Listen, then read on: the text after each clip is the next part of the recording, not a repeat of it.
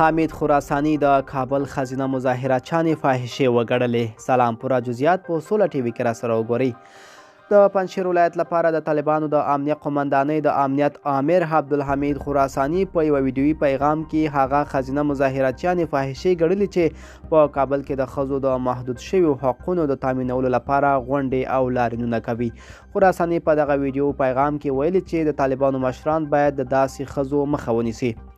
د هغه په خبره دا ډول ښځې د افغانستان د ښځو استازیتوب نه کوي بلکې خپل فساد او فحشا ته خوشحاله دي.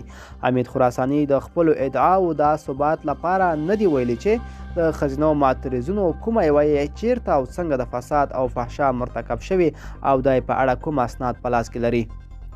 د یادونې وړ ده چې خپله ښاغلي خراساني د تیر جمهوري نظام له لوري په کابل کې د غلا، باجګرۍ، وژنو او په یوه لایف ویډیو کې د افغانستان د ملي بیرغ د سوځولو او سپکاوي په تور تر تعقیب لاندې و.